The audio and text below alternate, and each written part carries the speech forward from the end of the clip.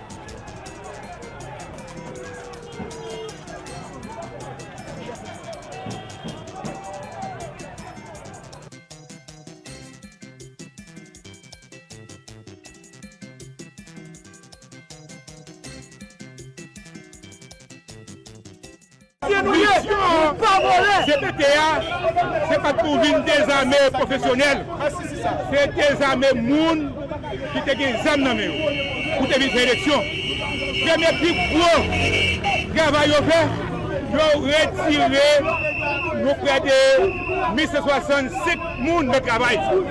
Et je dis, jusqu'à présent, il n'y a pas jamais dit non. Et l'article 3 qui dit que la République a pris nous en charge, jusqu'à présent, que la République n'a pas jamais dit non. Je fais appel ça avec parti politique comme la munitions à qui fait opérer nous. Nous déterminés pour demander toucher. Ce n'est pas faveur, nous venons demander pour ministre, nous venons demander de l'argent. Nous venons demander au 5 juillet. Nous venons demander ministre comme ça. Nous sûrs qu'elle ne pas petit.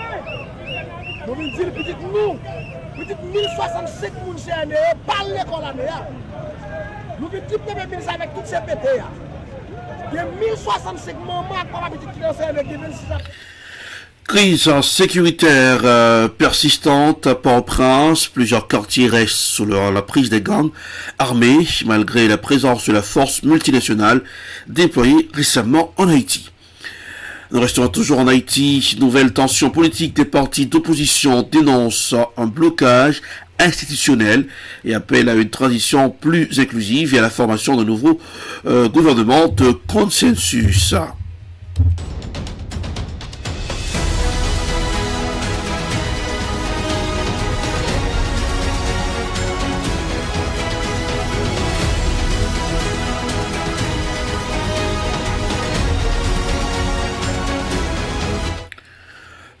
Le ministre de l'Éducation nationale, bientôt une rentrée scolaire incertaine. Le ministère de l'Éducation évoque des défis logistiques et budgétaires majeurs pour la rentrée prévue en septembre, notamment en raison de l'insécurité. Nous restons toujours en Haïti, situation humanitaire préoccupante. Le programme alimentaire mondial tire la sonnette d'alarme sur la faim. En Haïti, plus de 4 millions de personnes sont en situation d'insécurité alimentaire aiguë en Haïti.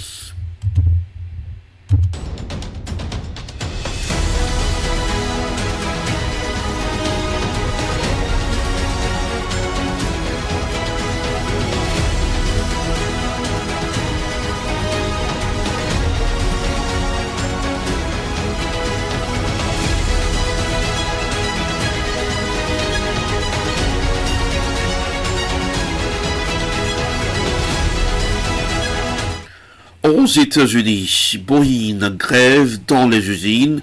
Le débrayage de plus de 3200 employés de Boeing lundi pourrait retarder le lancement de la nouvelle génération d'avions de chasse F-47, pierre angulaire des plans visant à consolider la supériorité aérienne des États-Unis à l'avenir. Voici un reportage signé Euronews. 3200 employés de Boeing dans les usines de production d'avions de chasse du Missouri et de l'Illinois se sont mis en grève lundi après avoir rejeté un accord de travail pour les 4 prochaines années.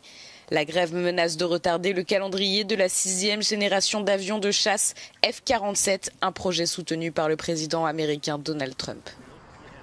The latest is our members today spoke loud and clear, and they're not happy with Boeing's last, best, and final offer, and so that's led to what we're doing tonight. La semaine dernière, les salariés avaient déjà rejeté une proposition de Boeing qui prévoyait une augmentation de salaire de 20% sur 4 ans. Le géant de l'aérospatiale s'est dit déçu que les syndicalistes aient rejeté sa dernière proposition. Boeing a connu des difficultés ces dernières années après que 3 crashs d'avions de ligne très médiatisés ont tué des centaines de personnes en Indonésie, en Éthiopie et plus récemment en Inde.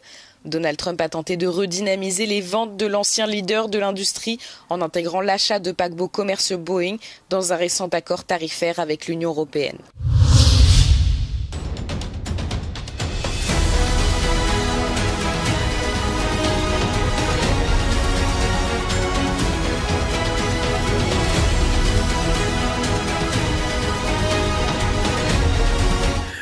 Nous irons dans l'état de Texas ce matin, un redécoupage hors cycle controversé mi-mandat. En juillet 2025, le gouverneur Greg Abbott a inscrit le redécoupage des districts Texas à l'ordre du jour. Une session législative spéciale, ce qui est inhabituel lors du cycle post récemment décennal en retour, qui peut faire une suite à une pression directe de Donald Trump visant à renforcer la majorité républicaine au Congrès en ajoutant potentiellement 5 nouveaux sièges dans l'État. Voici un reportage signé France 24. Courage, fuyons. Des élus démocrates du Texas aux États-Unis ont fait leur cette maxime. Ils ont littéralement quitté leur État pour empêcher l'adoption d'une modification de la carte électorale. Elle pourrait offrir à Donald Trump des sièges supplémentaires au Congrès. À Washington, explication depuis Los Angeles de Loïc Piala. Pour qu'un vote ait lieu dans cette Chambre des représentants, il faut un quorum. 2/3 des 150 élus doivent être présents. Ça n'a pas été le cas ce lundi, donc il n'y a pas eu de vote parce que plus de 50 démocrates avaient fui, quitté plutôt leur État dans la journée de dimanche. C'est leur seul moyen, quelque part, de protester contre ce redécoupage électoral très favorable aux Républicains qui pourraient gagner 5 sièges juste par le simple jeu du redessinage, du redécoupage électoral lors des élections de mi-mandat de l'an prochain. C'est leur seul moyen parce qu'ils sont très minoritaires dans cet État du Texas. Et si ils avaient été présents et que le vote avait eu lieu, eh bien cette carte électorale aurait été adoptée. Le gouverneur du Texas n'est pas du tout content de la méthode. Il menace de faire arrêter ces élus, des élus qui s'exposent également à une amende de $500 par jour d'absence. Tout cela peut être pour rien. Ils ne font que repousser l'échéance parce qu'ils ont tenté, les démocrates, cette tactique il y a à 2 reprises déjà lors des 25 dernières années au Texas. Et à chaque fois, la loi qu'ils contestaient a fini par être adoptée. Il faut noter que ce n'est pas inhabituel de redessiner une carte électorale. Ça se fait généralement plutôt en début de décennie quand les résultats du recensement tombent et qu'on réajuste toutes les circonscriptions à l'évolution démographique de l'État. C'est beaucoup plus rare en plein milieu d'une décennie comme c'est le cas ici et c'est une décision, les républicains le disent clairement, une décision politique impulsée par Donald Trump qui ne veut pas perdre sa très légère majorité à la Chambre des représentants lors des élections de mi-mandat de l'an prochain, historiquement défavorables au parti en place. Courage.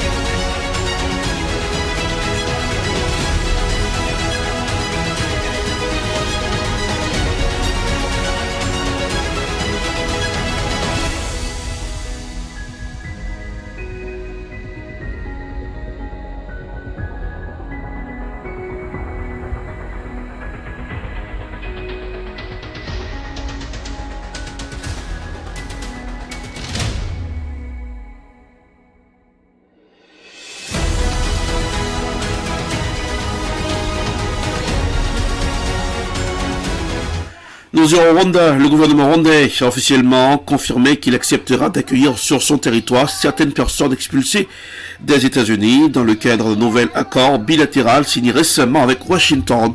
Voici un reportage signé Africa News. Le Rwanda s'est engagé avec les États-Unis pour accueillir jusqu'à 250 migrants expulsés du territoire américain. L'accord signé en juin dernier prévoit une prise en charge complète. Washington a récemment transmis une première liste de 10 personnes à réinstaller, marquant ainsi le début concret de cette coopération. Selon la porte-parole du gouvernement rwandais Yolande Makolo, ces migrants bénéficieront d'une formation professionnelle, d'un accès aux soins de santé et d'une aide au logement. Le Rwanda justifie cet engagement par sa propre histoire, où presque toutes les familles ont connu le déplacement. Kigali se réserve toutefois le droit de refuser toute personne que Washington souhaiterait expulser. Bien que critiquée, cette démarche incarne la vision de l'administration américaine, multiplier les expulsions vers des pays tiers. Le Rwanda, de son côté, mise sur cette initiative pour renforcer son image de pays d'accueil.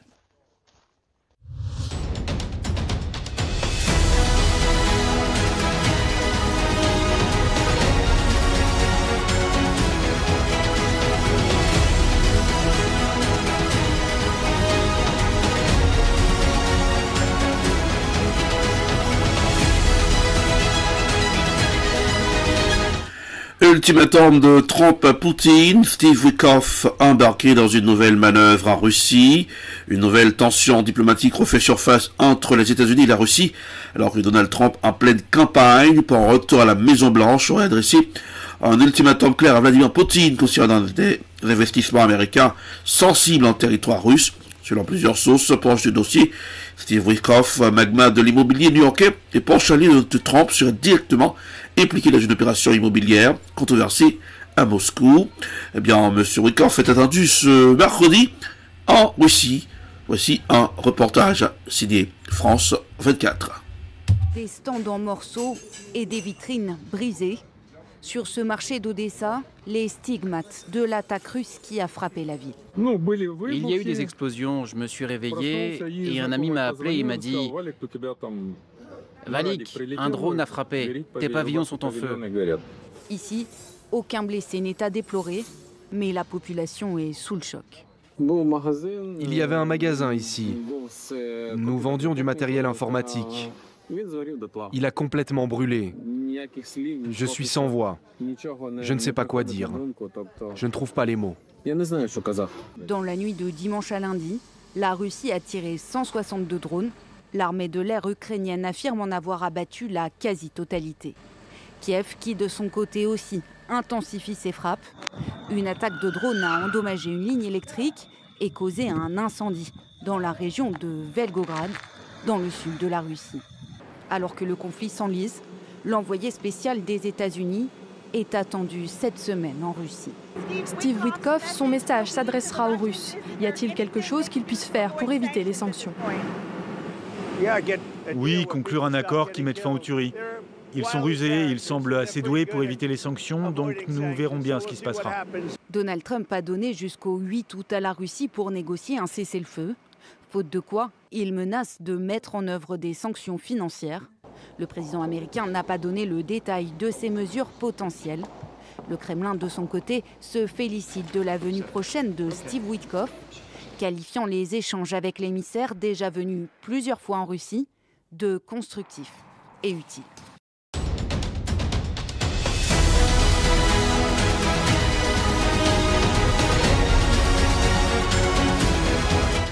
Avant de refermer ce journal, nous irons en Israël. Le Premier ministre israélien, Benjamin Netanyahu, a réaffirmé son intention de maintenir une présence militaire israélienne dans la bande de Gaza.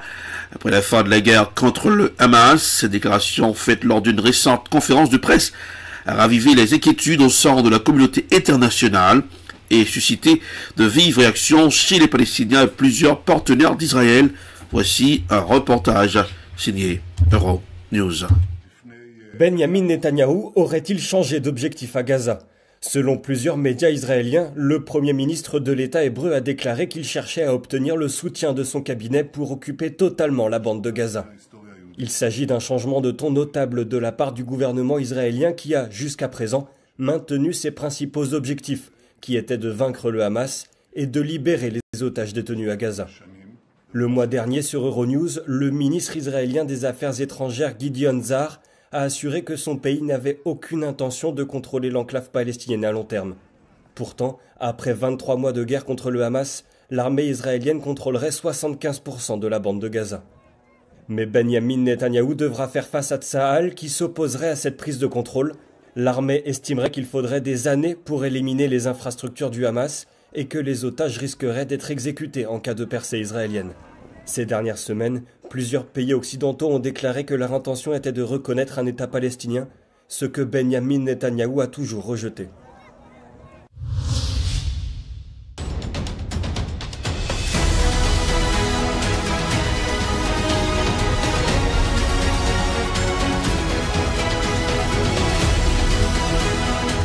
Et voilà, c'est ainsi prend fin la page, pas la page, ce grand journal sur Swag Radio. Pour présenter le grand journal, c'était l'éditeur Hélas, mais avant de prendre mes clics et mes claques, coup d'œil sur la température.